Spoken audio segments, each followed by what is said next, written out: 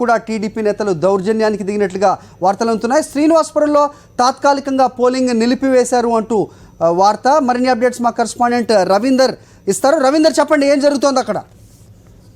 హరి, దాచేపల్లి మండలం శ్రీనివాసపురంలో టీడీపీ ఏజెంట్లు, వైఎస్ఆర్ కాంగ్రెస్ పార్టీ సంబంధించిన ఏజెంట్లను ఏకంగా పోలింగ్ బూత్ లోనే దౌర్జన్యం చేసి వారి మీద దాడి చేసిన పరిస్థితి మనం విజువల్లో కొడుతూ చాలా స్పష్టంగా వైసీపీకి సంబంధించిన ఏజెంట్లను టీడీపీ ఏజెంట్లు దారుణంగా చితకబాదారు. అక్కడ వైఎస్ఆర్ కాంగ్రెస్ పార్టీకి సంబంధించిన ఒక వ్యక్తి ఓటేయడానికి క్యూ లైన్ లో లోపలికి వచ్చిన తర్వాత అతను గ్రామానికి సంబంధించిన వ్యక్తి కాదంటూ అక్కడ ఉన్నటువంటి టీడీపీ ఏజెంట్లు అబ్జెక్షన్ చేశారు.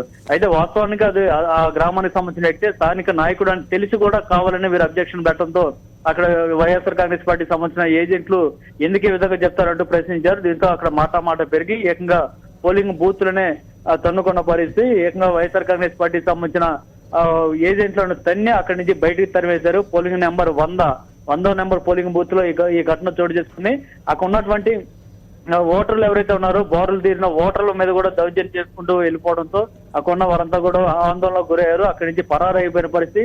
లోపలికి పోలీసులు వచ్చి వారందరినీ లాఠీలతో తరిమి కొట్టాల్సిన పరిస్థితి ఏర్పడింది. అంత దారుణంగా అక్కడ టీడీపీ సంబంధించిన ఏజెంట్లు వ్యవహరించారు. పైపు పెచ్చు వారు మెడలో ఏకంగా కండువా, పసుపు రంగు కండువాలు వేసుకొని వచ్చి కూర్చున్నప్పటికీ కూడా అక్కడ ఎవరు అబ్జెక్షన్ పెట్టలేదు. మొదట వైసీపీ ఏజెంట్లు అబ్జెక్షన్ పెట్టినప్పటికీ అక్కడ వారి మీద దౌర్జన్యం చేశారు. రావడంతో వైఎస్ఆర్ కాంగ్రెస్ పార్టీ ఏజెంట్ల మీద దౌర్జన్యం చేశారు. మెడలో ఏకంగా పసుపు కండువాలు వేసుకొని వచ్చి కూర్చొని రావడమే కాక వీరి మీద దౌర్జన్యం చేయడం మొదలు పెట్టినటువంటి టీడీపీ ఏజెంట్లు తర్వాత ఏకంగా వారిని కొట్టి అక్కడ ఉన్నటువంటి ఫర్నిచర్ ను కూడా ధ్వంసం చేశారు. పోలింగ్ బూత్ లో మొత్తం ఫర్నిచర్ కూడా ధ్వంసం చేసి ఒక తీవ్ర ఉద్రిక్త వాతావరణాన్ని సృష్టించిన పరిస్థితి. అయితే పోలీసులు వారిని వారించే ప్రయత్నం చేసినప్పుడు కూడా ఏమాత్రం వారు ఆగలేదు. అట్లే వైసీపీ ఏజెంట్లు తన్నుకుంటూ బయట తీసుకొచ్చిన పరిస్థితి. హరి, చెప్పండి. రవీందర్, అయితే పోలింగ్ తాత్కాలికంగా నిలిపేస్తారని చెప్తున్నారు, మళ్ళీ ఎప్పటికెల్లా తిరిగి ప్రారంభం అవుతుంది?